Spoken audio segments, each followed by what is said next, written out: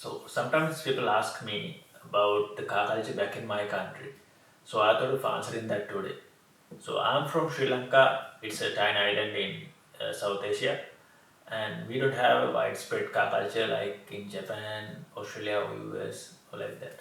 We used to have night races, we have rally events, we have car shows and stuff, but those things are kind of insignificant when we compare it to that highest level.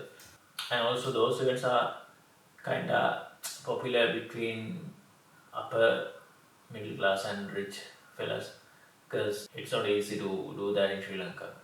I see in Tokyo the kids in high school and the students who go to university, they build drift cars and drift by their part-time salaries. But it's not that easy in Sri Lanka.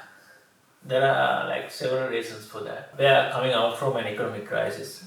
Like every country needs to have foreign currency reserves, right? So in Sri Lanka, there are like three main ways to earn foreign currencies. One is uh, tourism, apparel, and expat remittances. With COVID hitting in 2019, our main three foreign currency incomes were drained. Like we didn't have tourists, our apparel orders were low, our expats returned to home. So the foreign income was all-time low at that time, and on top of that, we had to import vaccines for the COVID. So with that, our foreign reserves went down and down and down, and then we had to go to IMF to restructure our loans also. So as a part of that, we had to stop importing vehicles to Sri Lanka. So Sri Lanka don't, in our country, we don't build vehicles.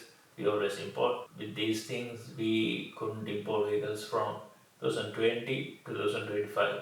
So that's a kind of long time.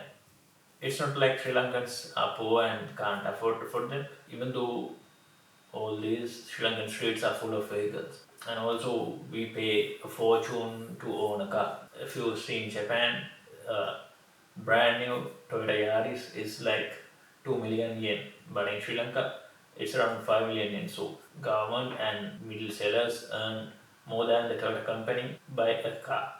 The thing is, majority of Sri Lankans they don't have time or energy or money to have fun with their vehicles. Like we buy vehicles to go from A to B. We always buy vehicles with the perspective of selling them.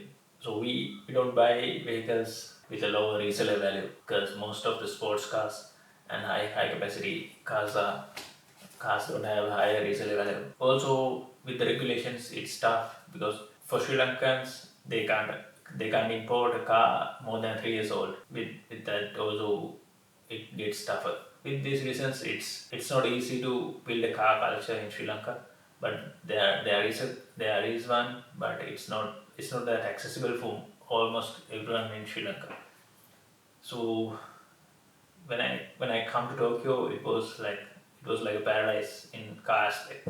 I love my country. It used to stand tall, and now it's getting back to their feet again. But we are far from a widespread car culture. Maybe that day never come, but that's okay.